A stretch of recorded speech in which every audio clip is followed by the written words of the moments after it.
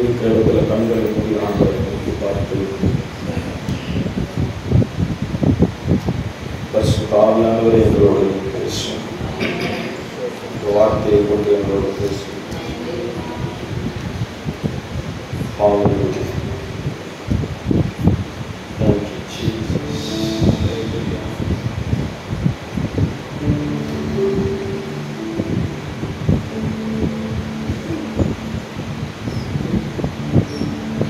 இந்த நாள் ஒவ்வொரு நிமிடம் உந்தன் நினைவால் நீரங்க வேண்டும். இந்த நாளில் வாய்கள் திறந்து நிமிடமும் உந்தன் நினைவால்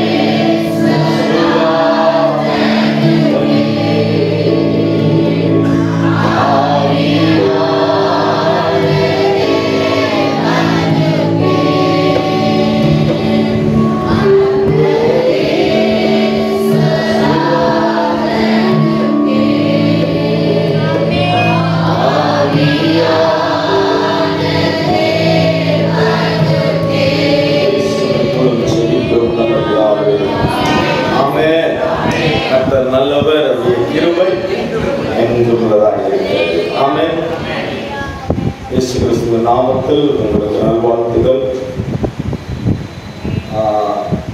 ஒருவரை ஒருவர் இந்த ஆவிக்குரிய வாழ்க்கையில் ஜபத்திலும் ஆண்டவருடைய வார்த்தையிலும் ஒருவரை ஒருவர் தாங்கி அவர்களை கட்டி இந்த விசுவாச ஓட்டத்தை தொடர்ந்து ஓடுங்கள். கர்த்தர் பெரிய காரியங்களை செய்வார். ஆமென். யாக்கோபு எழுதின புஸ்தகம்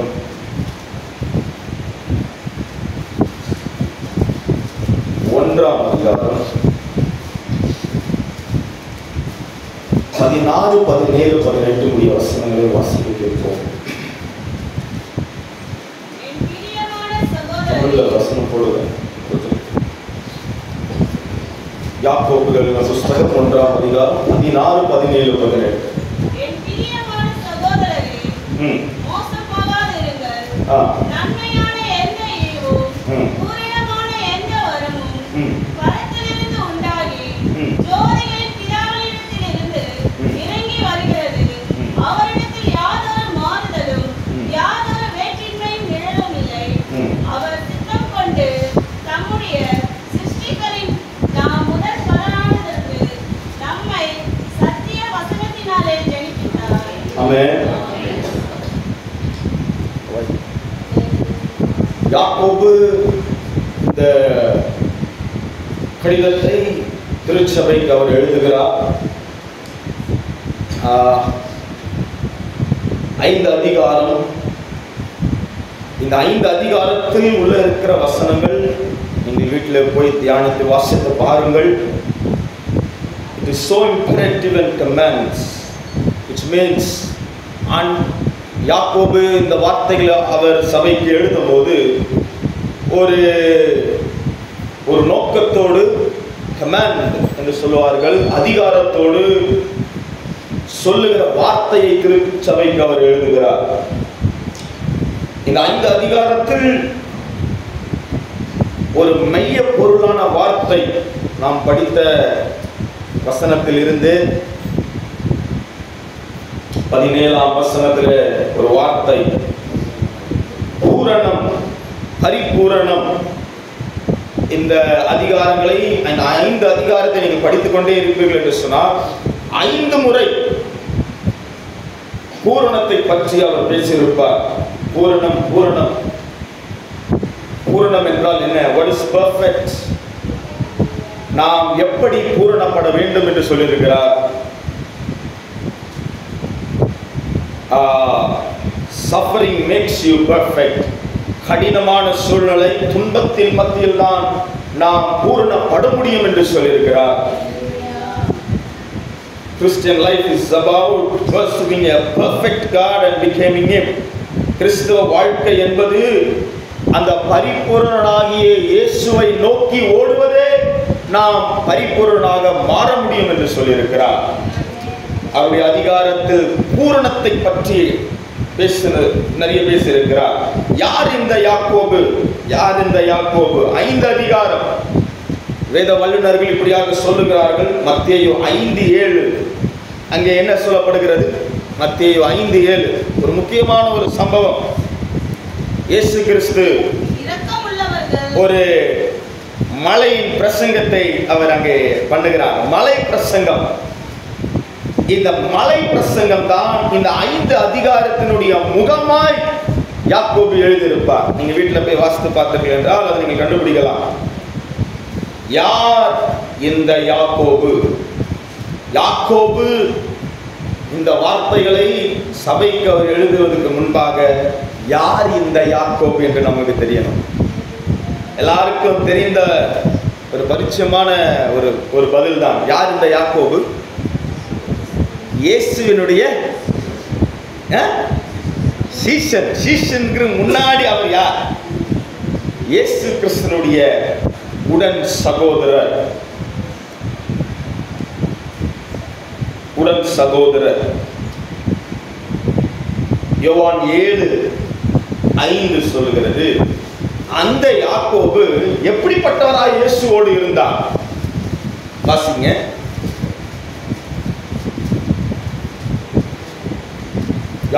யோவான் 7:5. அவருடைய சகோதரரும் அவரை விசுவாசியாதபடியால் இப்படி சொன்னார்கள். அவருடைய சகோதரரும். யார் அந்த சகோதரர்? யாருங்க? யாக்கோபு. நான் சொன்னேன் யாக்கோபு யாரு? இயேசு கிறிஸ்துனுடைய சகோதரர், நல்லா கவனிங்க. இயேசு அற்புதங்களை செய்து கொண்டு வருகிறார், சுகமாக்குகிறார். அற்புதங்கள், அடையாளங்கள், வார்த்தைகள், தேவ வார்த்தைகள் எல்லாம் அடே பயங்கரமாய் நடந்து கொண்டிருக்கிறது.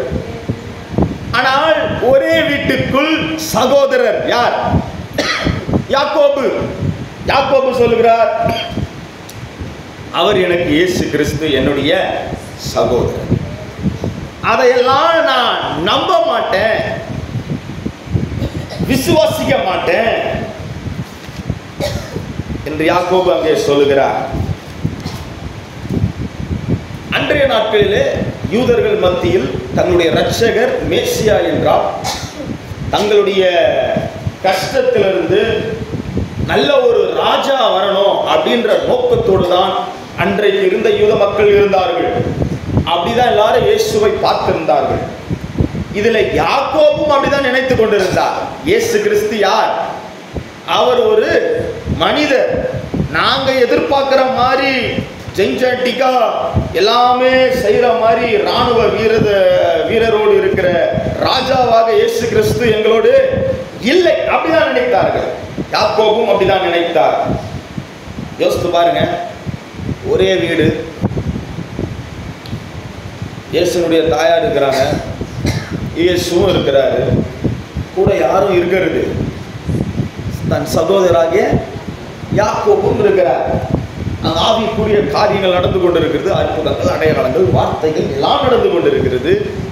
மரியாளும் நம்புறாங்க, கூட இருக்கிற மற்ற சீஷர்களும் நம்புறாங்க, மக்களும் அதை பார்க்கிறார்கள். ஆனால் சகோதரரோ அதை விசுவாசியாதபடி இருக்கிறார். ஒருவேளை நீங்களும் உங்களுடைய வாழ்க்கையில் நீங்கள் பார்த்திருக்கலாம், இல்லை நீங்களும் அப்படி இருக்கலாம். உங்கள் வீட்டில் நீங்கள் ரட்சிக்கப்பட்டு இருக்கலாம், உங்கள் வீட்டார் யாரும் ரட்சிக்கப்படாமல் அந்த வார்த்தையை நம்பாமல் இந்த வாழ்க்கையை நம்பாமல் இருக்கலாம். ஆனால் அவர்களுக்கும் தேவனுடைய திட்டமும் நோக்கமும் இருக்கிறது. ஹல்லேலூயா. இப்படிப்பட்ட யாக்கோபு ஒரு மாற்றம். அப்போஸ்தலர் எழுதின புஸ்தகம் 1ஆம் அதிகாரம் 14ஆம் வசனம். அவர் அங்கே இவர்கள் எல்லாரும் ஸ்திரீகளோடு இயேசுவின் தாயாகிய மரியாளோடு வாசிங்க. இயேசுவின் தாயாகிய மரியாளோடு அவருடைய சகோதரரோடு கூட ஒருமனப்பட்டு ஜெபத்திலும் வேண்டுதலிலும் தரித்திருந்தார். இப்படிப்பட்ட யாக்கோபு ஜெபத்திலும் வேண்டுதலிலும் தரித்திருக்கிறவனாய் மாறப்பட்டான். எப்படி முடியும்? எப்படி முடியும்? இதே யாக்கோபு யார் என்று நான் இன்னும் சில காரியங்கள் உங்களுக்கு காண்பித்துக் கொடுக்கிறேன். அப்போஸ்தலர் 12ஆம் அதிகாரம். அதற்கு அப்புறம் அவர் மனம் மாறின பிற்பாடு யாக்கோபு எப்படிப்பட்டவர் எல்லாம் நான் உங்களுக்கு காண்பித்துக் கொடுக்கிறேன். அப்போஸ்தலர் 12ஆம் அதிகாரம் 17ஆம் வசனம். அவர்கள் பேசாமல் இருக்கும்படி அவன் கையமர்த்தி கர்த்தர் தன்னை காவலிலிருந்து விடுதலை ஆக்கின விதத்தை அவர்களுக்கு விவரித்து இந்த செய்தியை யாக்கோபுக்கும் சகோதரருக்கும் அறிவியுங்கள் என்று சொல்லி புறப்பட்டு வேறொரு இடத்தில் கவனிக்கவும். பெரிய ஊழியத்தை செய்த ஒரு நபர் பவுல் விடுதலையான விஷயத்தையும் ஊழியத்தில் நடந்த காரியத்தை பற்றி யாருக்கு அங்க விவரிக்கிறார்? யாக்கோபுக்கு அங்கே சொல்லுகிறார். அப்படி முதன்மையானவர் யாக்கோபு. யார் அந்த யாக்கோபு? இயேசுவை விசுவாசியாத யாக்கோபு. இரண்டாவது, யாக்கோபு 30 வருடங்கள் எருசலேமுடைய சபையிலும் சட்ட கவுன்சிலிலும் அவர் லீடராக பதவியாக இருந்தார், தலைவராக இருந்தார். அப்போஸ்தலர் 21, 18, 19 அப்போ அவர் அங்கே இருக்கும்போது ஒரு சம்பவம் நடக்கிறது. அப்போஸ்தலர் 21, 18, 19 வாசிங்க. மறுநாளிலே பவுல் எங்களை கட்டிக்கொண்டு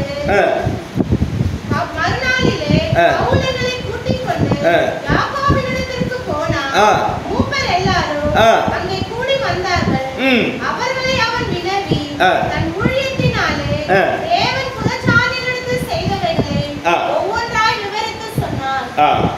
போதும். அங்க ஒரு பெரிய ஒரு குழப்பமும், பவுல் சில காரியங்களை சொல்வதற்கு, ஜனத்தோடு போய் சொல்வதற்கு யாரிடத்தில் அங்கே பவுல் போறார்? யாக்கோபின் இடத்துக்கு போகிறார். அப்ப யாக்கோபு மூப்பரோட சேர்ந்து அவர் எங்கே இருக்கிறார்கள்? தேவனுடைய திருச்சபையில் இருக்கிறார்கள். 30 வருட காலமாக ஒரு போதகராக இஸ்ரவேல் ஜனங்களை நடத்த தேவனுடைய சபையில் அங்கே யாக்கோபு இருக்கிறார். இன்னொரு சம்பவத்தை காண்பித்துக் கொடுக்கிறேன். கலாத்தியர் எழுதின புஸ்தகம் 1ஆம் அதிகாரம் 17ஆம் வசனத்தை வாசிப்போம்.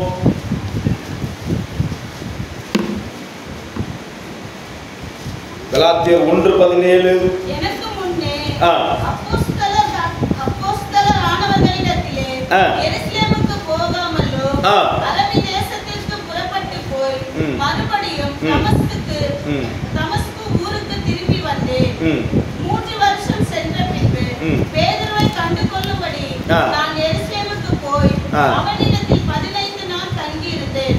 கர்த்தருடைய சகோதரனாகிய யாக்கோபை தவிர அப்போஸ்தலரில் வேறொருவரையும். அங்கேயும் பவுல் சொல்லுகிறார். யாரை அங்கே முதன்மைப்படுத்துகிறார்? யாக்கோபை முதன்மைப்படுத்துகிறார். இன்னொரு இடம் அதே கலாத்தியர் எழுதின புஸ்தகம் 2ஆம் அதிகாரம் 9ஆம் வசனத்தை பாருங்கள்.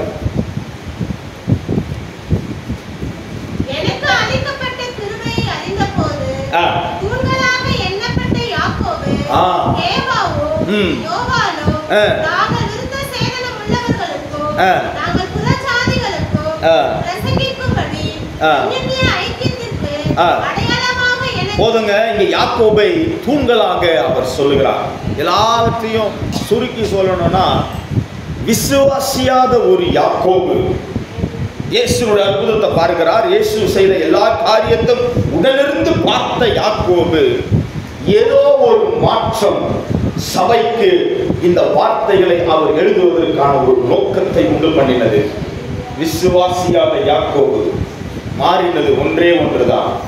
ஆன்சர், பதில் 1 கொரிந்தியர் 15ஆம் அதிகாரம் 7ஆம் வசனத்துல தெளிவாய் அங்கே போட்டிருக்கும். 1 கொரிந்தியர் 15:7. எப்படி இந்த யாக்கோபு மாறினார்? பின்பு யாக்கோபுக்கும் அதன் பின்பு அப்போஸ்தலர் எல்லாருக்கும் தரிசனமானார். போதுங்க, ஆண்டவர் மரித்து உயிரோடு எழுந்து ஜனத்திற்கு தரிசனமாகும் போது முதலாவது ஆண்டவர் செய்தது யாக்கோபுக்கு தன்னை வெளிப்படுத்தினார். 2 காரியம். இயேசு மரித்து உயிர்த்தெழுவதற்கு முன்பதாக யாக்கோபு பார்த்ததும் பிற்பாடு பார்த்ததும் ஒன்றுதான். வெளியரங்கமா இயேசு செய்ததை பார்த்திருப்பார் தன் சகோதரனாகிய யாக்கோபு. ஆனால் இயேசு மரித்து உயிர்த்தெழுந்த பிற்பாடு இயேசுவை எப்படி நம்ம பார்க்கிறாரு? முதலாவது, தான் விரும்பின ஜனம், தான் நேசித்த இந்த ஜனத்திற்காக அந்த ஜனம் இயேசுவை மறுதலித்து கொலை செய்யும் போது தன் அன்பை விரும்பாத ஜனத்திற்கு அன்பு செலுத்தின சகோதரனாய் யாக்கோபு பார்த்திருப்பார். 2வது ரொம்ப முக்கியமான காரியம், பரலோக தகப்பனுடைய திட்டத்திற்கு அர்ப்பணித்த ஒரு உடன் சகோதரனாய் இயேசுவை யாக்கோபு பார்த்திருப்பார். 2 காரியம். ஒன்று என்னது? நேசியாத இந்த ஜனத்திற்கு அளவு கடந்த அன்பை கொடுக்கிற ஒரு சகோதரன். எந்த ஒரு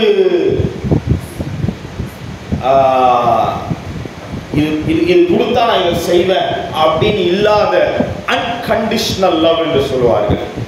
எல்லாவற்றுக்கும் தாண்டின ஒரு அன்பு தன்னுடைய சகோதரத்தில் பார்த்திருப்பார்.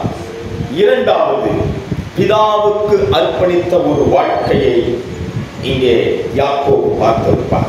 இந்த யாக்கோபு சபைக்கு ஒரு முக்கியமான ஒரு வேத அடிப்படையான வாழ்க்கைக்கு சத்தியமான இந்த 3 காரியத்தை இங்கே இந்த 3 வசனங்களிலே அவர் பேசியிருக்கிறார். மறுபடியும் வாசிக்கலாம். இப்போ யாக்கோபு யார் என்பது உங்களுக்கு புரியும். அந்த நோக்கத்துல யாக்கோபை நாம் அவர் சொன்ன வார்த்தைகளை நாம் தியானிப்போம். 1ஆம் அதிகாரம் 16, 17, 18 வசனங்களை மறுபடியும் வாசிக்கலாம். பிரியமான சகோதரரே, மோசம் போகாதீர்கள். போதும் போதும். பக்கத்துல பார்த்து சொல்லுங்க, மோசம் போயிடாதீங்க. சத்தம் கேட்கிற வரைக்கும் நான் நெக்ஸ்ட் லைன் போகவே மாட்டேன். வாய் திறக்கல. பக்கத்துல பார்த்து மோசம் போயிடாதப்பா. இந்த வார்த்தை கேட்கறதுக்காக குளிச்சுட்டு தேவனுடைய சமூகத்தில் வந்துடுறோம். ஓ அம்மா வந்து சாப்பிடல, சாப்பிடாம இருக்கிறாங்க, என் மனைவி மாரி வச்சுக்கோங்க. நான் என்ன சொல்லுவேன்? கொஞ்சமாவது சாப்பிடுங்கன்னு சொல்லுவோம். கரெக்டா? உருன்னுகிறாரு. கோபமா இருக்காதீங்க சார், கொஞ்சம் சிரிச்ச முகத்தோட சொல்லுங்க, இருங்கன்னு சொல்லுவோம். ஸ்பீடா போனா ஸ்பீடா போகாதீங்க, கொஞ்சம் ஸ்லோவா. நல்லா கவனிங்க. அப்ப ஏதோ ஒண்ணு செஞ்சதுனால தான் அதை செய்யாதுன்னு பேசுங்க, சொல்லுவோம். கரெக்டா? அப்ப திருச்சபைக்கு யாக்கோபு சொல்ற முதல் வார்த்தை, ஹலோ மோசம். அப்ப அவங்க என்ன பண்ணாங்க?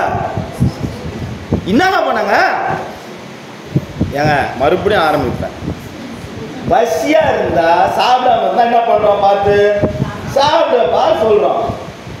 அப்போ சபையை பார்த்து போதகர் சொல்லுகிற மோசம். அப்பனா என்னமா பண்ணிருந்தாங்க? அவங்க மோசம் போயிருந்தாங்க, இல்லைன்னா மோசமானத செஞ்சு இருந்தாங்க. என்ன மோசம் செஞ்சாங்க? அதே அதிகாரம் 2ஆம் வசனத்தை வாசிக்கிறது முன்பாக தெளிவாக அதை அவர் சொல்லுகிறார். நான் யாருக்கு இந்த புஸ்தகத்தை எழுதுகிறேன்? முதல் வசனத்தை வாசிங்க. யாக்கோபு 1:1.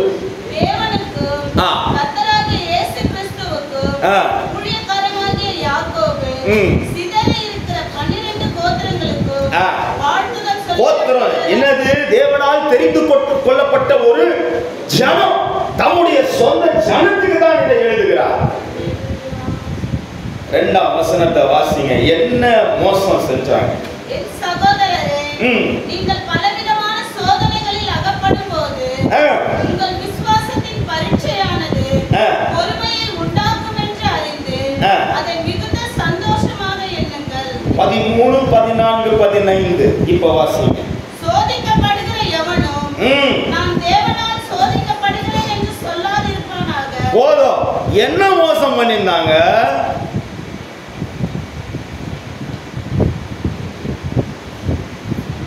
ஆண்டவர் இதனால் ஒரு காரியத்தை அனுமதித்தால் இது ஆண்டவர் தான் என் வாழ்க்கையில செஞ்சாரு.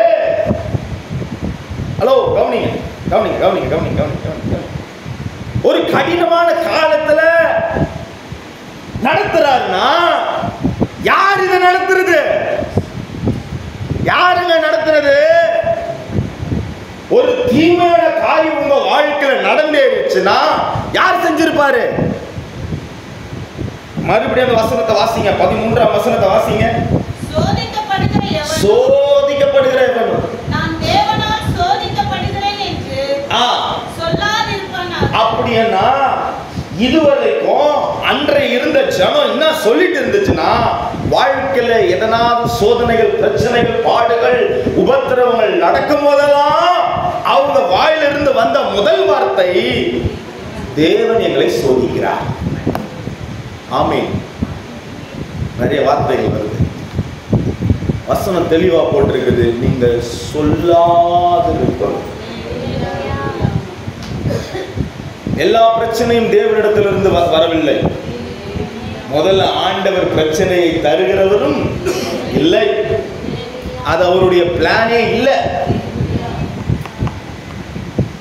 அப்போ நம்முடைய வாழ்க்கையில் சோதனை வருகிறது என்று சொன்னா, பிரச்சனை வருதுன்னா, போராட்டம் வருதுன்னா, இன்னும் ஒரு சம்பவத்தை நான் காண்பித்து கொடுக்க விரும்புகிறேன். யோபு சோதிக்கப்பட யாரு சித்தம் கொண்டது? ஹலோ, யோபு சோதிக்கப்பட யார் சித்தம் கொண்டது? பிசாசு யார் அனுமதித்தது? உங்களுக்கான பதில், உங்களை வாழ்க்கையில் நடக்கிற ஒவ்வொரு சோதனைகளும், பிரச்சனைகளும், போராட்டமும் யார் அதை வடிவமைத்தது? யார் அதை உருவாக்கினது? சித்தம் கொண்டது யார்? உங்களுடைய எதிரி பிசாசு. அதை அனுமதிக்கிறவர் தான் இயேசு. ஏன் ஏன் ஏன் ஏன் ஒரு சித்தம் இருக்கிறது அதற்கு.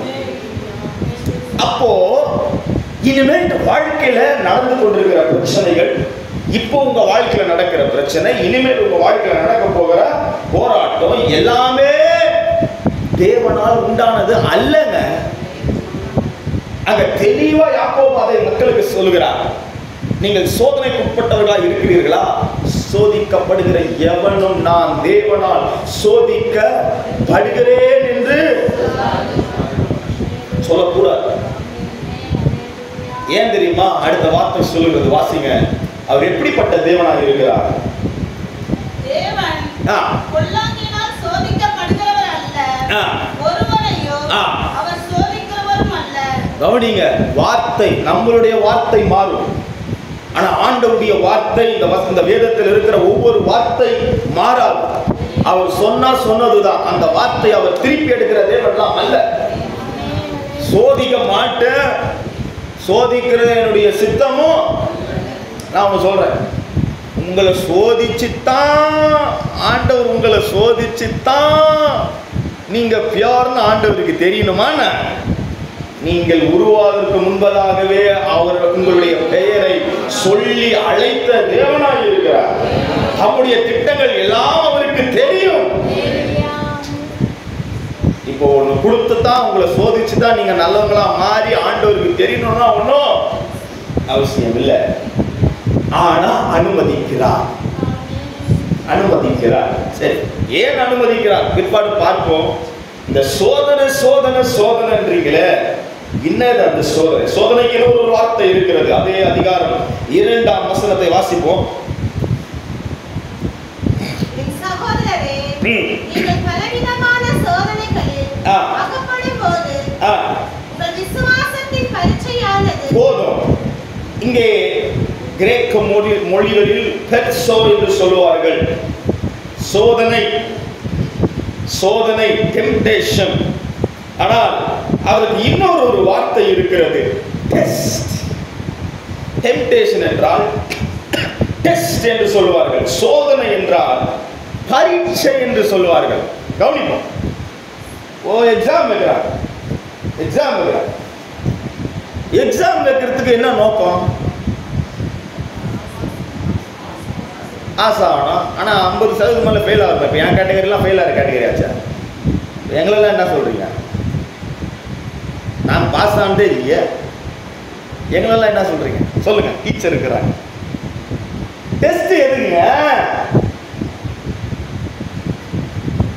டெஸ்ட் எதுக்குங்க? ஃபெயிலுக்கு நாசமாய் 10வது உட்காருதுக்கா? வேற எதுக்கு டெஸ்ட்? ஒன்று, நான் எந்த கண்டிஷன்ல இருக்கிறேன்னு எனக்கு தெரியறதுக்கு. ரெண்டாவது, என்னை தகுதிப்படுத்தி அடுத்த நிலைக்கு கொண்டு போவதற்கு. நான் இருக்கிற நிலைமையிலே என்னை போட்டு அமுக்குவதற்கு பரீட்சை அல்ல. சோதனையும் அப்படிதான். ஆண்டவர் நம் வாழ்க்கையில் வருகிற ஒவ்வொரு சோதனையும் 2 காரியத்திற்காக அவர் அனுமதிக்கிறார். 2 காரியம். அதே 1ஆம் அதிகாரம் 12ஆம் வசனத்தை வாசிங்க. அதே சோதனை என்ற வார்த்தை வரும். வாசிங்க. சோதனையை சகிக்கிற மனுஷன் பாக்கியவான், அவன் உத்தமன் என்று விளங்கின பின்பு. போதும் போதும். சோதனை, பரீட்சை, இது 2 ஒண்ணுதான். ஆனால் திட்டம் ஒன்று இருக்கிறது. முதலாவது, சகிக்க கத்துக்கணும்.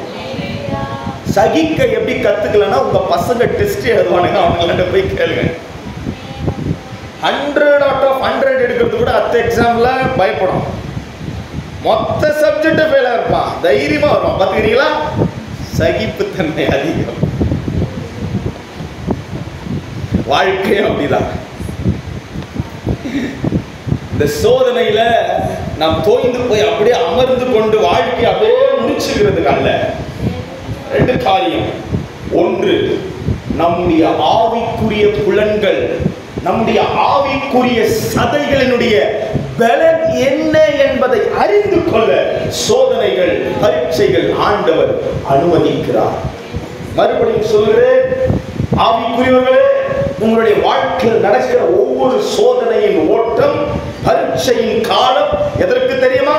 உங்களுடைய ஆவிக்குரிய புலன்கள், உங்களுடைய சத்துவம், உங்களுடைய சதைகள் எந்த அளவில் இருப்பது என்பதை நீங்கள் அறிந்து கொள்ளலாம்.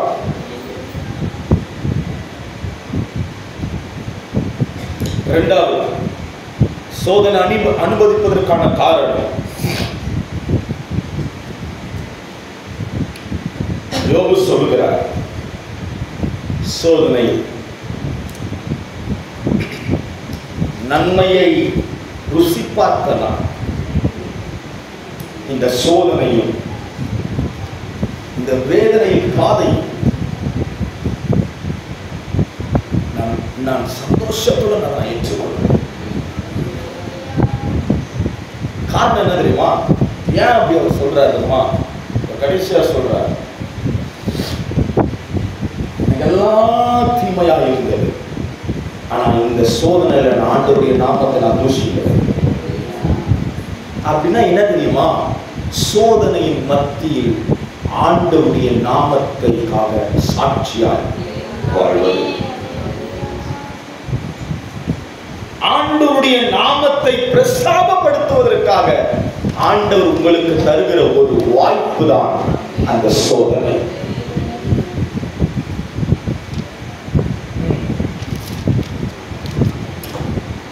இந்த காரியத்தை மையப்படுத்தி தான் யாக்கோபு சொல்லுகிறார் 1ஆம் அதிகாரம் 16ஆம் வசனத்திலே வாசிங்க. பிரியமான சகோதரரே, மோசம் போகாது. வாழ்க்கையில் நடக்கிற ஒவ்வொரு சோதனையை எண்ணி எண்ணி எண்ணி எல்லாத்தையும் ஆண்டவர் மேல போட்டுட்டு அவர் தான் சொல்லியிருக்கிறாரு. என்ன சொல்லியிருக்கிறாரு? உங்க கவலையில் எல்லாவற்றையும், சில கவலை நம்ம கவலை, நாம ஏன் மோசம் போறோம், நம்ம ஏன் மோசம் போனோம், நம்ம ஏன் மோசம் போனோம்? 13ஆம் வசனத்திலிருந்து வாசிங்க. நம்ம ஏன் மோசமா போனோம்? சோதிக்கப்படுகிற எவனும் நான் தேவனால் சோதிக்கப்படுகிறேன் என்று சொல்லாதிருப்பானாக.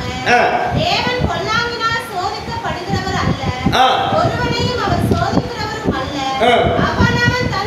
அவனவன் தன் சுய இச்சத்தினாலே இழுக்கப்பட்டு சிக்குண்டு சோதிக்கப்படுகிறான். போதும் போதும். ஏன் நீ சோதனைக்குள் உட்படுத்தப்பட்ட? அது பிசாசு உண்டு பண்ணின ட்ராப். ஆண்டவர் அதை அனுமதிக்கிறார். அதிலே இருந்து சாவதோ அதிலிருந்து மேல வருவதோ யார் கையில் இருக்கிறது? ஒவ்வொருடைய கரத்தில் இருக்கிறது. கவனிக்கவோ.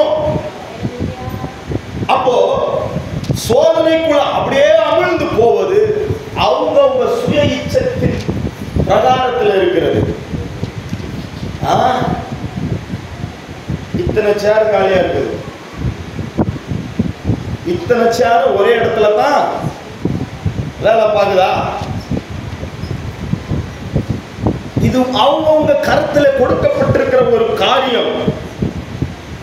நான் தேவனை மகிமைப்படுத்தினா எனக்கு தேவன் காரியத்தை செய்யணும். அதுக்கு நான் வேலை முக்கியம் சொல்லவில்லை, ரொம்ப முக்கியம், எக்ஸாம் ரொம்ப முக்கியம். ஆனால் எல்லாத்துக்கும் மேல தேவனை முதன்மைப்படுத்துவது ரொம்ப முக்கியம்.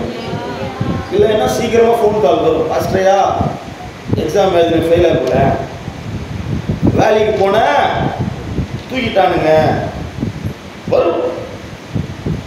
நீ யாருக்கு முதன்மைப்படுத்துகிறாய்? உன்னுடைய சுயத்துக்கா இல்லை உன்னை படைத்த தேவனுக்கா? அப்போ சோதிக்கிறது பிசாசனுடைய திட்டம், அதிலே அமிழ்ந்து போவது நம்முடைய சுய இச்சத்தின் திட்டம்.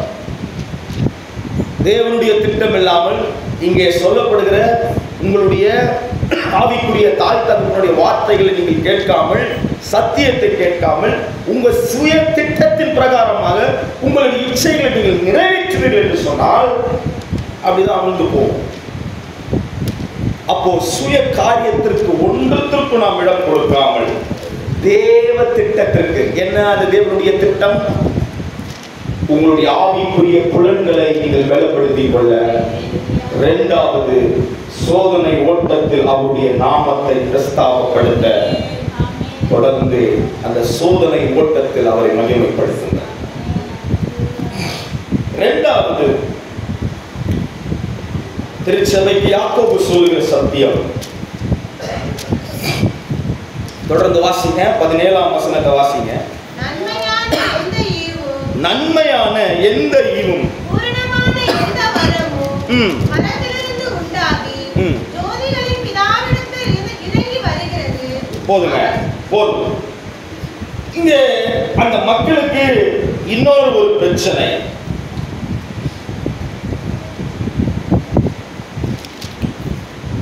பண தேவை உள்ள சபை கூட்டம் தான் யாக்கோபு நடத்தின திருச்சபையில் நடந்த ஒரு காரியம். நல்லா கவனி, நான் சில வசனங்களை காண்பித்து கொடுக்குறேன். முதலாவது என்னது? சோதனையை சகிக்கணும். சோதனை தேவனால் உண்டானதுன்னு நம்ம சொல்லக்கூடாது, அதை எச்சரிக்கிறார். அப்படி சொன்னீங்கன்னா என்ன ஆயிடுவீங்க? என்ன ஆயிடுவீங்க?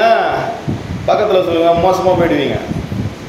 பக்கத்தில் பார்த்து சொல்லுங்க, மோசம் போயிடுவீங்க. பக்கத்தில் பார்த்து சொல்லுங்க, மோசம் போயிடுவீங்க. வாயை திறக்காததுலாம் இன்னும் மோசமாக தான் இருக்கும். கவனிக்கும். இரண்டாவது காரியம், சபைக்கு அவர் சொல்லுகிறது என்ன தெரியுமா? அந்த ஜனம் பணத்தின் தேவையில் மிகுந்த ஜனம், பண குறைபாடு உள்ள ஜனம், அன்றான்ற தேவைக்கு ஏங்கின ஜனம். ஆண்டவரை ஏற்றுக்கொண்ட பிற்பாடு, ஆண்டவர் உயிர் தெழுந்து அவர் கருத்துக்கு போன பிற்பாடு, ஆதி கால திருச்சபையை நான் பேசுகிறேன். ஒடுக்கப்பட்ட ஒரு சூழ்நிலை, சமுதாயத்தினால ஒடுக்கப்பட்ட ஒரு சூழ்நிலை. இயேசுன்னு சொல்லிட்டு வந்தாலும் அடிதான்.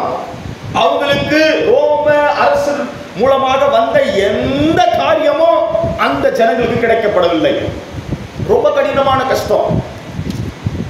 பிள்ளைங்களை ஒரு இடத்துல அனுப்ப முடியாது, படிக்க வைக்க முடியாது, தங்களுடைய அன்றாட தேவைக்கான காரியத்தை கூட அவங்க செய்து கொள்ள முடியாது. அவங்களுக்கு ஆதி கால திருச்சபையின் மக்கள் ஒடுக்கப்பட்டார்கள். யாருக்காக? இயேசு என்ற நாமத்திற்காக. யாக்கோபினுடைய சகோதரர் யோவான், செபதி அவர்கள் எல்லாரும் கஷ்டப்பட்டார்கள்.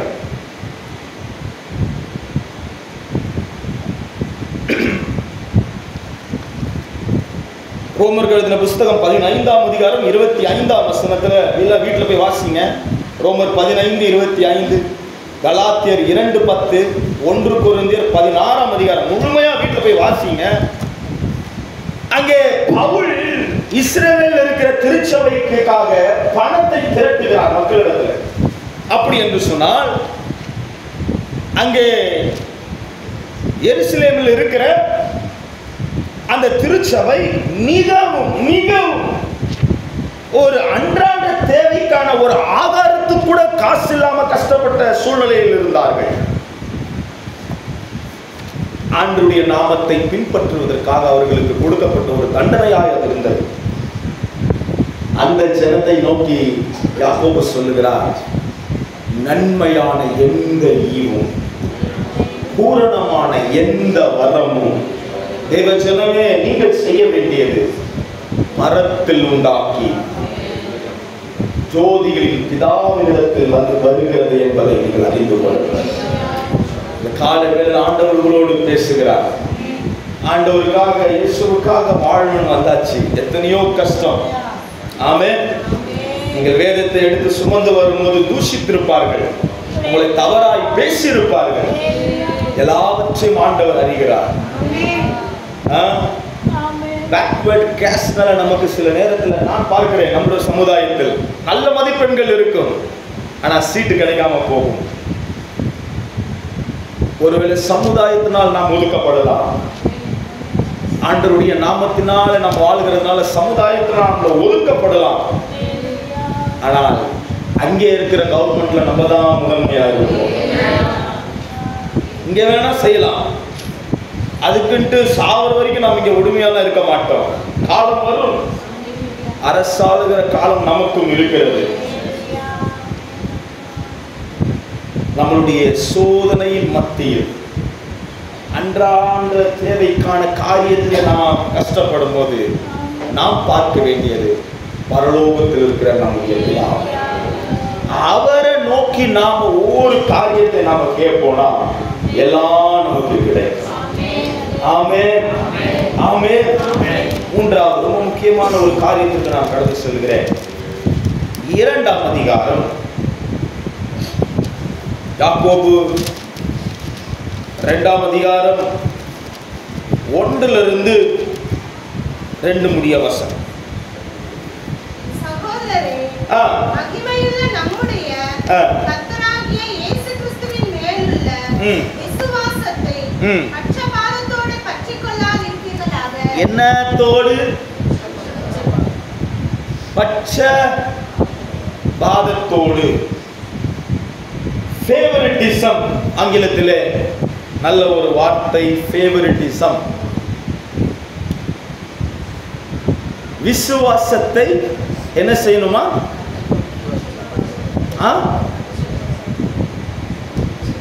கவனிக்கவும். சபையில நடக்கிற ரொம்ப முக்கியமான பாவத்தில் இதுவும் ஒரு மிகப்பெரிய பாவம். இதை யாக்கோபு ரொம்ப பயங்கரமாய் குறிப்போடு அதை எடுத்து அவர் அங்கே பேசுகிறார் சபை மக்களுக்கு. இயேசு கிறிஸ்துவுக்குள்ள இந்த விசுவாசம் எப்படி நமக்கு கிடைத்தது? சிலுவையில் அவர் நமக்கு தந்த கிருபை. ஒரு துச்ச தகுதி இல்லாதவர்களுக்கு ஆண்டவர் தகுதிகளை தந்து ஏற்படுத்தின ஒரு விதமான ஒரு என்ன சொல்றதுன்னா அன்பு. இதை விட்டா வேற வழி இல்லை இவர்களை நான் நேசிப்பதற்கு என்று ஆண்டவர் தந்த ஒரு பெரிய காரியம். அந்த விசுவாசத்தில் தான் இங்க நம்ம எல்லாரும் கூடியிருக்கிறோம். கவனிக்கவும் கவனிக்கவும். சபையில யாரும் மேலையும் இல்லை கீழையும் இல்லை, பணக்காரர்கள் ஏழைகள் இங்க இல்லை, கருப்பு வெள்ளை இல்ல, போட்டது போடாம இருக்கிறது இல்ல. ஆண்டவர் அதை எல்லாவற்றையும் பார்க்க மாட்டார். ஆண்டவர் பார்க்க போறது என்ன தெரியுமா? உங்களுடைய ஒவ்வொரு விசுவாசத்தின் அளவையும் அர்ப்பணிப்பும் தான். என்ன சொல்ல போனா அதுதான் பரிசுத்தத்திற்கு நம்மை நோக்கி எடுத்து செல்லும். இதைதான் ஆண்டவர் பார்ப்பார். அப்போ கிறிஸ்து இயேசுவுக்குள்ளாக நம்முடைய ஆவிக்குரிய வாழ்க்கையில் சபைக்குள் எந்த பட்சபாதத்தோடும் இல்லாம ஒரே சிந்தனை உள்ளவர்களாக நாம் வளரணும். உள்ள வரும்போது கோச்சிக்கணும், பேசாம அவங்க அப்படி இவங்க இப்படி, அந்த சபை அப்படி இந்த சபை இப்படி, அந்த ஊழியர் இப்படி அவங்க இப்படி, ஒவ்வொருடைய குறைகளை வெவ்வேறுபடுத்தி பேசுவது, இப்படிப்பட்ட காரியங்கள் சபையில் இருக்கக்கூடாது. இது இல்லாம பட்சபாதம் இல்லாமல் ஃபேவரிட்டிசம் இல்லாம கிறிஸ்து இருக்கிறார், கிறிஸ்துவின் சிந்தனையோடு வாழ்கிற ஒரு வாழ்க்கை சபைக்குள் இருக்க வேண்டும். ஆமென். 4வது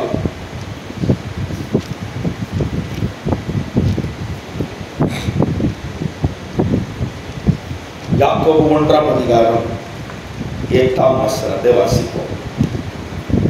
இருமனம் உள்ளவர் தன் வழிகளெல்லாம் நிலையற்றவனாய் இருக்கிறார். போதும். முதல் சபைக்கு அவர் சொன்னது என்னது? சோதிக்கிறது, தேவன் சோதிக்கிறாருன்னு சொல்லாதே, சொல்லக்கூடாது. அப்படி சொன்னா என்ன ஆயிடுவ? நான் சொல்ல. 2வது அவர் சபைக்கு சொன்னது என்ன? நம்மளுடைய தேவைகளை பரத்தில் இருக்கிற பிதாவை நோக்கி நாம் பெற்றுக்கொள்ள வேண்டும் என்று அவர் சொன்னார். 3வது எந்த பட்சபாதம் இல்லாமல் தேவ சபையில் ஆண்டவர் உங்களை நிலைநாட்டின திருச்சபையில் கிறிஸ்துவனுடைய சிந்தனையாய் நாம் இருக்க வேண்டும். நான்காவது ரொம்ப முக்கியம், என்ன மனம்? நறுமணமா? என்ன மனம்ங்க? இரு மனம் உள்ளவன். பக்கத்துல பார்த்து சொல்லுங்க, நீங்க என்ன மனம்? கேளுங்க. இருமனம். தன் வழிகளில் எல்லாம் he is not unstable. அவன் ஸ்டேபிளே இல்லை, is unstable, நிலையற்றவனாய் இருக்கிறான். இருமனம் உள்ளவன். அதுக்குதான் முன்னாடி அந்த வார்த்தையை அவர் சொல்றார். கிறிஸ்துவின் ஒரே சிந்தனை மனம் உள்ளவனாய் இருப்பான். எந்த பட்சபாதத்தோடு சேராம ஒரே மனத்தோடு இரு. அடுத்துதான் இந்த காரியத்தை அவர் சொல்லுகிறார். இருமனம் உள்ளவன். திருச்சபையில் ஆவிக்குரிய வாழ்க்கையில் இந்த இருமனம் ரொம்ப கஷ்டம், ரொம்ப கஷ்டம். அதாவது இருமனத்தை காட்டிலும் இன்னொன்று ஒன்று இருக்குது, அது கொஞ்சம் பரவாயில்ல, மாற்றிடலாம். என்ன தெரியுமா? எது சொன்னாலும் டவுட்டா இருக்கிறது. தமிழ் எனக்கு வார்த்தை சந்தேக மனம் உள்ளவன். அதை மாத்திடலாம். உட்கார வச்சு இதுதான் இல்லை, ஓகேவா, சரியா, சரி சார். ஆனால் அந்த ரெண்டு மனுஷுக்கு பத்தியா, இங்கேயும் ஆமா போடும், அங்கேயும் ஆமா போடும். இங்க சொல்றதையும் கேட்கும், பொட்டியில சொல்றதையும் வீட்டில் கேட்கும். இங்கேயும் வரும், பக்கத்தில் சொல்றவங்கிட்டையும் போகும். அது ரெண்டு மனம். இங்க சொல்றத அங்க சொல்லி வச்சு பேசுறது, அங்க சொல்றத நோவாவுடைய பேழை நினைங்க, நோவாவுடைய பேழை நினைங்க. கவனிங்க கவனிங்க, எல்லாரும் பாருங்க, ரொம்ப பைபிள் பார்க்குறீங்க, ஒன்றும் ஏறாது. நோவாவுடைய பேழையை பாருங்க. இங்கேயும் வந்துச்சு, கொஞ்ச நேரம் கழிச்சு தாய் குச்சி அங்கேயும் போயிடுச்சு. என்னது அது? குரங்கு.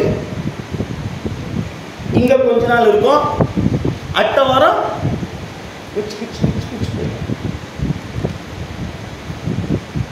யார் சொல்றதையும் கேட்காது. அது பாட்டு மெச்சின்னு அது பாட்டு போயினே இருக்கும். என்னது அது? குரங்கா? யானை? நீங்க சொல்றத பக்கத்துல காதுல போய் சொல்லிக்கிட்டே இருக்கும். அது அது வேலையாத்தான். என்னது? பாம்பு. வாயை திறந்தாலே என்னத்தான். ஆனா ஒரு லாஜிக், எல்லாத்தையும் நேசிச்சு ஒரே இடத்துல தான் போட்டு வச்சார். இங்க யாரு பாம்பு, யாரு குரங்கு, யாரு யானை, நீங்களே போட்டுக்கோங்க. இருமனம், ஒரே மனம், கிறிஸ்துவின் மனம். இந்த இருமனம் வளரவே விடாது. சோதனையை கூட தாண்டிடலாம். டவுட்டா இருக்கிற மனசை கூட என்ன பண்ணிடலாம், மாத்திடலாம். ஆனா அந்த இருமனத்தை மாற்றவே முடியாது. ஒரு ஆவிக்குரிய தாய் தகப்பன் இங்க இருந்து வருகிற வார்த்தை இவ்வளவு பேசுற, சிலது உள்ள போவோம், சிலது நீ போ, நீ பேசப்பா. இருமனம். ஆண்டவர் உங்களை நோக்கி வார்த்தைகளை சொன்னார், விசுவாசித்து அதை ஆமென் என்று பெற்றுக்கொள்வதற்கு முன்பதாக வாழ்க்கையை நடத்துங்கள். டவுட்டா இருந்தா ஆமென் போடலாம், நடக்காது. அதுக்குரிய தாய் தகப்பனில் இருந்து நிறைய வார்த்தைகளை உங்களுக்கு சொன்னார். ஆவியில் இருந்து நீங்கள் ஆமென் என்று என்ன பண்ணிருக்கீங்க, சொல்லி இருக்கிறோம். அதை பெற்றுக்கொள்ளவும் பெற்றுக்கியா? நல்லா கவனிங்க, நல்லா கவனிங்க. ஆவியானவர், தேவன் ஆவியாய் இருந்தார், ஸ்பிரிட். வார்த்தையை சொன்னார், நாம் உருவானோம். அவர் ஆவியானவராகவே இருக்கிறார். ஆவி வார்த்தையாய் வந்து, வார்த்தை மாம்சமாய், அதானே அதானே ஆவிக்குரிய மண்டலத்தில் நாம் இருக்கிறோம். நீங்கள் கேட்ட ஒவ்வொரு சத்தியத்தை ஆமென் என்று வார்த்தையில் சொல்லும் போது அது கிரியைகள் நடக்கும்.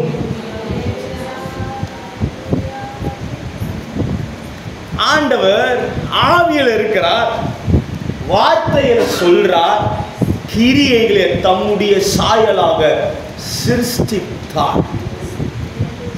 கவனிக்கும், நல்ல சத்தியம். ஆண்டவர் அதே காரியத்தை தான் உங்க கருத்துல கொடுத்திருக்கிறார். இன்றைக்கு நீங்களும் நானும் ஆவிக்குரிய மண்டலத்தில் இருக்கிறோம். எந்தெந்த காரியத்தெல்லாம் உங்களுடைய ஆவியில இருந்து வார்த்தையில சொல்லி நீங்க காரியத்தை நடப்பிக்கிறீங்களோ அது நன்மையாய் மாறும். நீங்க அநேக ஆவிக்குரிய வாழ்க்கையில் நடக்கிற பிரச்சனை தெரியுமா? சபைக்கு வரும், ஆவியில இருக்கிறோம், வார்த்தை ஆமென் சொல்றோம், கிரியை இல்லை. பின்ன எப்படி பெற்றுக்கொள்வோம்? இருமனம், ஒரே மனம் தான். ஆவியிலிருந்து தேவ வார்த்தையை பற்றி கொண்டு நடக்கும் போது காரியம் நடக்கும்.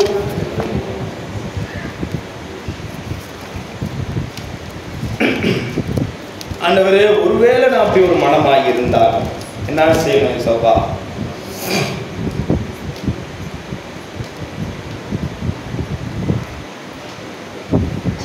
யாக்கோபு 4ஆம் அதிகாரம் 8ஆம் வசனம். 3 வசனங்களை சொல்லி நான் முடிக்க விரும்புகிறேன். தேவனிடத்தில் சேருங்கள், அப்பொழுது அவர் உங்களிடத்தில் சேருவார். பாவிகளே, உங்கள் கைகளை சுத்திகரியுங்கள். இருமனம் உள்ளவர்களே, உங்கள் இருதயங்களை பரிசுத்தமாக்குங்கள். முதலாவது பரிசுத்த ஆவியானவர் செய்கிறது. ஆண்டவரே, உம்முடைய வார்த்தையை நான் கேட்டிருக்கிறேன். நான் ஆவிக்குரிய வாழ்க்கையில நான் வசனங்களால் சொல்லி தெரியப்பட்டு நடக்கப்பட்டிருக்கிறேன். ஒருவேளை நான் இன்றைக்கு நான் சோர்ந்து போய் அமர்ந்திருப்பேன் என்று சொன்னான். நல்லா கவனி. என் வாழ்க்கையில செபத்தின் அளவு குறைஞ்சிருக்கு. ஆவிக்குரிய வாழ்க்கையில் எந்த முன்னேற்றமும் நான் பார்க்கல. முதலாவது நம்முடைய இருதயத்தை சுத்திகரித்துக் கொள்ள வேண்டும். நம்ம ஆவியில தான் இருக்கிறோம், வார்த்தையை பேசுறோம், ஆனா கிரியை நடக்கவே இல்லை. சபைக்கு வருகிறோம், ஆவியானவருடைய பலனை பற்றி கொள்கிறோம், நான் விசுவாசிக்கிறேன், உணர்றேன், வார்த்தையால் சொல்றேன், ஆனா என் குடும்பத்துல எந்த கிரியுமே இல்லையே. முதலாவது இருதயத்தை பரிசுத்தப்படுத்திக் கொள்ளுங்கள். இரண்டாவது 1ஆம் அதிகாரம் 17ஆம் வசனம். மறுபடியும் வாசிங்க.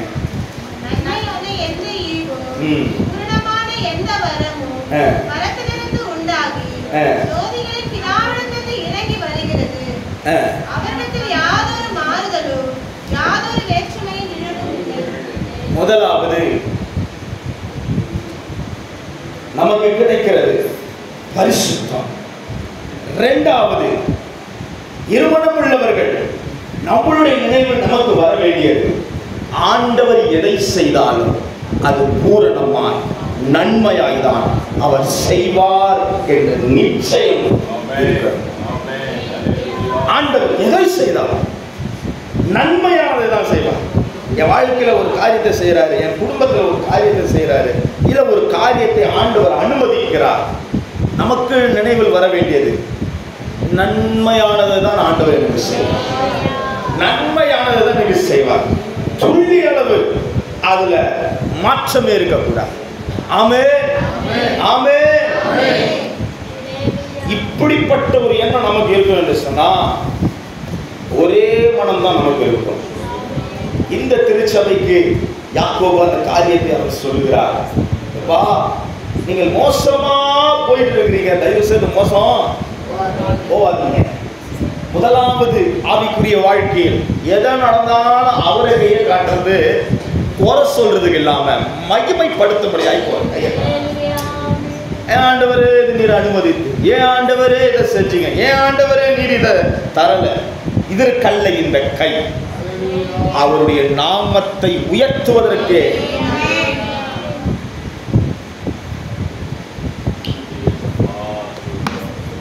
ஒரு 2-3 நிமிடம் இருக்கிற இடத்துல அப்படியே கண்களை மூடி இது ஒரு ஜெபமாய் ஆண்டவருடைய சமூகத்தில் ஒப்பு கொடுத்து 4 காரியம் யாக்கோபு இந்த காரியத்தை அவர் எழுதுகிறார். ஆண்டவர் சோதிக்கும் போது சோதனையை சகிக்கிற அந்த உள்ளம், அதை ஏற்றுக்கொள்ளுகிற அந்த உள்ளம், அதில் ஆண்டவரை மகிமைப்படுத்துகிற ஒரு உள்ளம், அது ரொம்ப கஷ்டம். ஆண்டவரிடத்தில் கேட்போம், அப்பா இனிமேல்ட்டு சோதனைய ஒரு குறையா உங்க பேரை சொல்லி நான் சொல்லாம உம்முடைய நாமத்தை உயர்த்துகிற ஒரு காரியமாய் நான் சோதனையை சொல்ல எனக்கு கிருபை தாரும். என்னுடைய தேவைக்கு நான் அங்குமிங்கும் போய் நான் அமர்ந்து மனிதர்களிடத்தில் கேட்பதை விட பரலோகத்தில் இருக்கிற தகப்பனை நோக்கி கேட்கிற ஒரு எண்ணம் எனக்குள்ளே வரட்டும். எந்த பட்சபாதம் இல்லாமல் தேவன் எனக்கு கொடுத்திருக்கிற இந்த ஆவிக்குரிய விசுவாச ஓட்டத்திலும் திருச்சபையிலும் கிறிஸ்துவின் சிந்தனை உடையவனாய் நான் இருக்க எனக்கு நீர் அருள் புரியும். எந்த வித சந்தேகமும் இல்லாமல், சந்தேக மனம் இல்லாமல், ஒரே மனம், இருமனம் இல்லாமல் ஒரே மனம், தேவன் தந்த அழைப்பை நாட்டப்பட்டிருக்கிற திருச்சபையில் வாழ உதவி செய்ய. விசேஷமா இங்க குடும்பமா நாம அநேகராய் இருக்கிறோம். ஆண்டவர் அநேகர்கள் குடும்பங்களை கொடுத்திருக்கிறார். குடும்பத்துல ஒருத்தர குறைய சாட்டிட்டு உன்னாலதான் இந்த பிரச்சனை, இன்னாலதான் இந்த பிரச்சனை என்று கரத்தை ஒவ்வொருத்தராய் நீட்டி சொல்லாம ஆண்டவர் இந்த சோதனையில அவருடைய நாமத்தை நான் உயர்த்துவேன், குடும்பமா நான் உயர்த்துவேன், அப்படி சொல்லுகிற மனதை எங்களுக்கு நீர் ஏற்படுத்தி தாரும். எங்கள் குடும்பத்தில் காணப்படுகிற ஒவ்வொரு தேவைகளுக்காக நாங்கள் அங்கும் இங்கும் ஓடி போய் எங்களுடைய வாயின் வார்த்தையினால கேட்காமல் தேவனுடைய சமூகத்தில் காத்திருந்து உம்முடைய ஆசீர்வாதங்களை நாங்கள் பெற்றுக்கொள்ள எங்களுக்கு கிருபைகளை தாரும். எந்த பட்சபாடம் இல்லாமல் சமுதாயத்தில் எங்கள் குடும்பம் கிறிஸ்துனுடைய நாமத்தை பிரஸ்தாபப்படுத்த எங்களுக்கு உதவி செய்யும். எந்த இரு மனமும் எங்களுடைய குடும்பத்தில் இருக்கக்கூடாது, எந்த பட்சபாடமும் எங்களுடைய குடும்பங்களில் இருக்கக்கூடாது, எங்கள் சபைகளில் இருக்கக்கூடாது. இந்த ஜபத்தில் யாராவது ஒருவர் இதற்காக ஜெபிக்கும்படியாக நான் கேட்கிறேன்.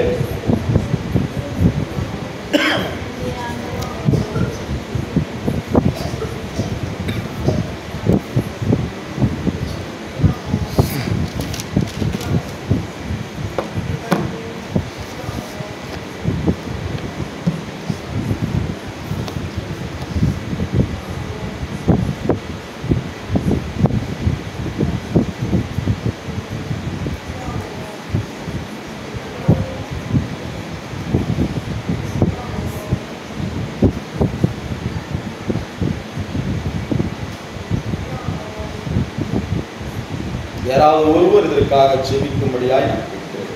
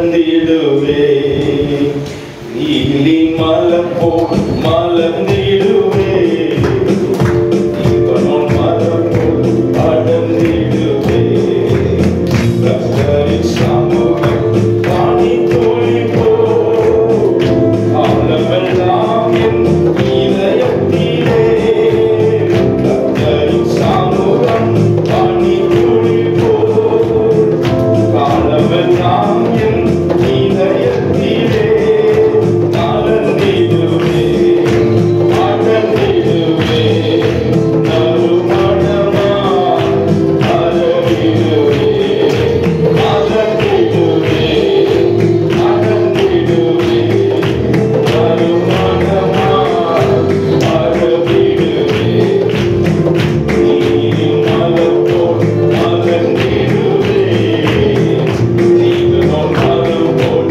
அடர்ந்திடுவே நீ மலர் போல் மலர்ந்திடுவே நீங்களும் மலர் போல் வானின் துளி போல் என் இதயத்திலே வார்த்தையினால் தினம் நிரப்புகிறார் வானின் துளி போல் என் இதயத்திலே வார்த்தையினால் தினம் வானிலை தொடர்ந்து செய்தேன் வழியாக இயேசுதான் வானிலை தொடர்ந்து செய்தேன் என் வழியாக சொல்லமா மறந்திடுவே மறந்திடுவே நாமே அடங்கிடுவே கருணானாய் அகமிடுவே இயேசுதான் அவருடைய வார்த்தை கருணை போட்டு நான் அடங்கிடுவேன் நறுமணமாய் மலர் போல் மலர்ந்திடுவே மலர் போல் அடர்ந்திடுவே மலர் போல் இவனும் மலர் போல் கர்த்தரின் சமூகம் கர்த்தரின் சமூகம் வானின் துளி போல் காலமெல்லாம் என் இதயத்திலே கர்த்தரின் சமூகம் காலமெல்லாம் நல்ல கரத்தை தட்டி மலர்ந்திடுவே அடர்ந்திடுவே நறுமணமா அருகிடுவே இயேசுதான்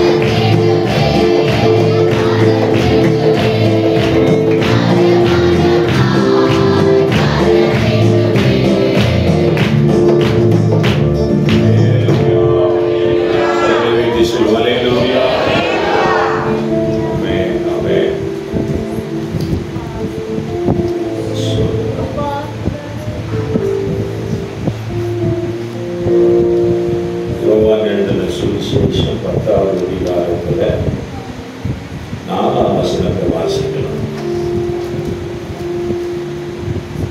அவன் தன்னுடைய ஆடுகளை வெளியே விட்ட பின்பு அவைகளுக்கு முன்பாக நடந்து போகிறான்.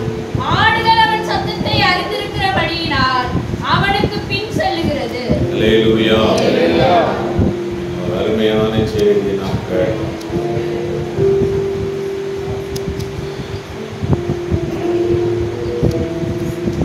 தேவனுடைய பிள்ளைகள் எல்லாரும் தேவனை பின்பற்றுவோம். அல்லேலூயா. அந்த காலத்துல நான் இந்த காலத்துல சொல்ல, அந்த காலத்துல வீட்டுக்காரர் முன்னாடி போயினே இருப்பாரு. ஒரு 5 அடி 10 அடி பின்னாடி யார் போவாங்க? ஹலோ, யார் போவாங்க? வீட்டுக்காரம்மா போவோம். அதான் அந்த காலத்து பழக்கம். இந்த காலத்து பழக்கம் மனைவி முன்னாடி போய் நிற்பாங்க, வீட்டுக்காரர் பின்னாடி போய் நிற்பாரு. இல்லைன்னா 2 பேரும் ஜோடியா போவாங்க. ஆனா அந்த காலத்துல வீட்டுக்காரர் முன்னாடி போவாரு. ஒரு 4 அடி 5 அடியோ 6 அடியோ 10 அடியோ தள்ளி வீட்டுக்காரம்மா முன்னாடி போயிட்டு இருக்கோம். அவருக்கு தெரியும் என் மனைவி வேற ஒருத்தன் பின்னாடியும்.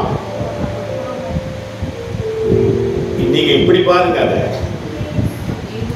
அவருக்கு தெரியும். முன்னாடி போற வீட்டுக்காரனுக்கு பின்னாடி வர என் மனைவிய வேற ஒருத்தனை பார்க்க மாட்டா. அவ்வளவு நம்பிக்கையா கான்பிடண்டா முன்னாடி போறாரு.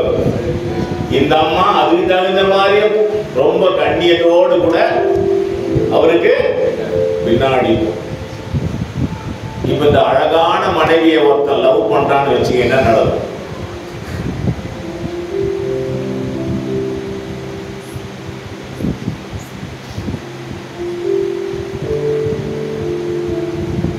யோசித்து பாருங்க. தேவனும் அப்படித்தான். இந்த வசனம் தான் சொல்லுது. இந்த வசனம் என்ன சொல்லுதுன்னா, அவைகளை விட்ட பின்பு அவன் முன்னே போகிறான், ஆடுகள் பின்னே போகிறது. நமக்கு முன்னே போகிறவர் நம்முடைய மணவாளனாகிய இயேசு. அவருக்கு பின்னாடி போகிற நாம் மணவாட்டியாகிய சபை. இப்போ ஒருத்தன் கள்ளக்காதம் உள்ள வரான் என்ற ஆவரம். நீ அவன் பின்னாடி போவதடி, நீ யார் பின்னாடி வா, யார் பின்னாடி வந்தடி. இப்படி நடத்தப்பட்ட ஒரு காரியம்தான் யோபு வாழ்க்கை. யோபு வாழ்க்கையில ஏன் இந்த பிரச்சனை? மணவாளனை கண்ணியத்தோடு பின்பற்றுகிற மணவாட்டியாகிய யோபு. கள்ளக்காதலன் ஒருத்தவங்க உள்ளவரான். அவன் தான் யாரு? பிசாசு. இப்ப பாக்குறியா, உனக்கு பின்னாடி வர மனைவி நான் என்ன பண்றேன், தூக்கி போயிட பாக்குறியா அப்படின்னு யார்கிட்ட கேட்கிறான்? யார்கிட்ட? தேவன் கிட்ட கேட்கிறான். தேவன் முன்னால முடிஞ்சா பாத்துக்கிட்டாரு. அல்லேலூயா. முன்னால முடிஞ்சா பாத்துக்க அப்படின்ட்டாரு. அததான் இங்க அருமையான செய்தியில சொன்னோம். தேவன் அதை அனுமதித்தார். உன்னால முடிஞ்ச பாத்துக்க. தேவன் அதை அனுமதித்தார். அவன் முயற்சி பண்ணினான். யார் தோற்று போனது? பிசாசு தோற்று போனான். யோபு கடைசி வரைக்கும் தேவனை பின்பற்றினார். வாழ்க்கை என்கிற உங்களுக்கும் உங்க வாழ்க்கையில இதை எடுத்துக்கொள்ளுங்க. உங்களுக்கு முன்னாடி போற உன் கணவன் தான் உனக்கு கடைசி வரை. இடையில எத்தனை பேர் வேணாலும் வரலாம், நம்மளை மயக்கலாம். நல்லவனை போல தெரியும். நம்ம வீட்டுக்காரனை விட இவன் சூப்பரா இருக்கிறானே, நல்லவன்பா. வீட்டுக்காரனை விட இவன் நல்லவன்பான்னு நினைக்கிற சூழல் வரலாம். நல்லவனே கிடையாது. கரங்களை தட்டி கர்த்தரை மகிமைப்படுத்துவோம். அல்லேலூயா, அல்லேலூயா. நல்ல ஒரு அருமையான சத்தியம், அருமையான சத்தியம். மோசம் போகாதீர்கள். இப்படிப்பட்டதான வாழ்வியல் முறை சீர்கட்ட ஒரு உலகம் நம்மை கெடுத்து கொண்டிருக்கிறது. நாம் உன்னதமான தேவனை மட்டும் பின்பற்ற வேண்டும். அல்லேலூயா. இந்த இடை சிறுகள் எல்லாவற்றையும் எடுத்து தூர குப்பையில் போடும். ஆமென். உன் வீட்டுக்காரனை விட சிறந்தவன் ஒருவனும் இல்லை, மனைவியை விட சிறந்தவன் ஒருவனும் இல்லை. என் தேவாதி தேவனை விட சிறந்த தெய்வம் இந்த பூமியில இல்லவே இல்லை. கரங்களை தட்டி கர்த்தரை மகிமைப்படுத்துவோம். ஆமென்.